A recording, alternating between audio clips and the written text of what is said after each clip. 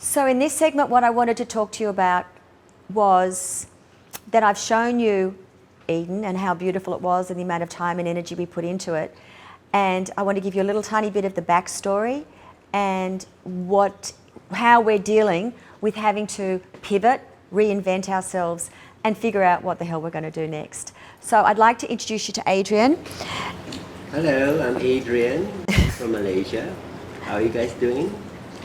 And Adrian and I have lived and worked together from the last 8 years since I got to Bali. And Adrian is basically we called him the face curator, but we'll talk about that a little later in another interview. So one night around the marble table in my house, there was Adrian, my ex-business partner, and myself, and we were talking about what sort of a dream we would like to create. And Adrian's specialty is beauty. My fascination was with mental health and nutrition. And our ex-business partner was the finance guy, and he could do the numbers. So what I'd like to talk to Adrian about today is this whole sense of failure. I mean, do we call it failure? What do we call it? I don't see it as a failure. I see things as more like a learning curve. We've gone through a few phases because Bali is a different island. It's not like a city in Sydney or Kuala Lumpur or New York, because it's an island where everybody gets together, like a melting pot in New York in 1800. Everybody would come in and start a new business. That's where we started our business. We saw something beautiful that we want to create ourselves. Yeah, it was a dream. Yeah, it was a dream, and then we created it. We created the most beautiful place. We both have no financial, how you call that? Acumen. And we have to learn from learned. Argo, the explosion of the mountain. Yeah, we Mount don't Argo. know anything. Then the earthquake. And now luckily- COVID. Yeah. And luckily, Deborah, you went to tsunami. Yeah, well, we don't talk So about you that. have the experience of Yeah, that. yeah, And then yeah, we were like, wow, what should we do? Yeah. So it was really interesting. Yeah, and I suppose this last year's been interesting because it's a death. It's a death of a dream. Yes, financially, it's very painful, but with the death of a dream, you go through shame. I went through great feelings of shame. How could I have we had 26 staff. We were wherever we went, Adrian, you are the owners of Eden. Oh my goodness, we love your clinic. We love Adrian. He's the best. So we had a responsibility to our staff, we had a responsibility to our clients. So there, for me, was an enormous feeling of shame. Did you go through shame? More about, because we built relationship for the last 4 or 5 years with all the clients and the people. They are not the clients anymore, they're more like friends. So when somebody comes to you and said, is it open or is it closed? So you just don't know what to answer. You become blank for a while, and then you can kind of like, what am I gonna do? What am I gonna do? What do we say? Yeah. So that's why you went through tremendous shame. Oh my Well, the God. shame, and then the next phase was disbelief. It was like, no, this couldn't be happening. Look at my beautiful building. Look at how much. And it's a complicated system of leasing here, and we've got this extraordinary landlord that's been so incredibly kind to us. But it's this disbelief, how could this have happened when we'd put so much work and so much energy, and we'd really felt like we dotted all the I's. Did you go through that? I sort of would wake up and I go, no, this isn't happening to us. Yeah.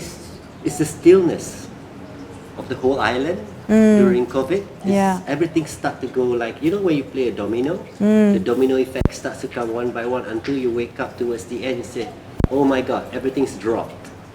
Then you're going like, what am I going to do? Disbelief. It couldn't be happening. And then the next phase for me was blame. I got angry. I really did get really angry. I was projecting my anger onto, everybody that I could think of, like, how dare they not? Why it's going, why me? Why me? Projecting it outwards. I don't think you went through it. You're not an angry sort of person, are you? I'm more of a silent person. I kind of self-meditate myself and kind of like deal with it.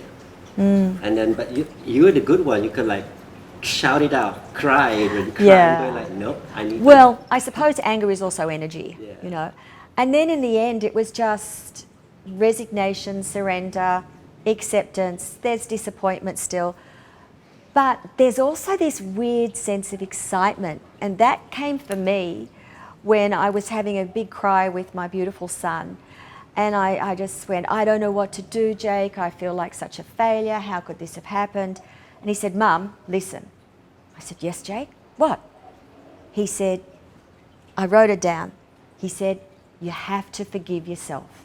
And I sort of, you know, on the video call, I went, I have to forgive myself. And I thought, oh my God, that's what it was. Forgive myself for the shame. Forgive myself for the anger. Forgive myself for the failure.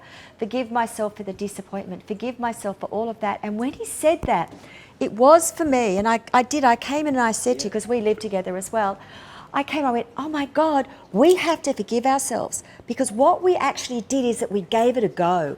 We tried. We put 150% in to this business. We didn't do it in half measures at all. And we have to forgive ourselves. And then, yeah, did you go there? I did. Remember when COVID, you had to leave for Australia for 6 months? Yeah, And I called you up, Dad, I just don't know what to do. yeah. And she said, well, we just have to do what we have. And Oh, at that stage, I was completely in denial. Yeah. I just went, oh, it's happening in Bali. It's not here. but- I just didn't want to but the know good about thing it. is we had each other. Yeah, we did. When you fall, I pick up, and I Oh, fall, I'm you going to going cry. like, bang. Oh, he's my husband. I call him my husband. He's Gubby, my gay husband. I actually proposed to him and I said, Adrian, will you marry me? And he laughed. I was devastated. But we know more about each other. We've never had sex, clearly. But there's a very deep love, and we've got all of our fur babies. They're our kids. So I think what I'm trying to share in this is about the forgiveness of failure. I think one is that unless you try, unless you put yourself out there, you're never going to get anywhere anyway. So sticking at home and playing it safe isn't necessarily the way to live. And in these interviews that I'm going to be doing later on is people that have had the guts to try and people have had the guts to fail. Because when you listen to people like Brené Brown and some of the greats, they basically say, you have to live life according to you, you know? And those who have succeeded have also failed the most. Nobody has become successful without failure.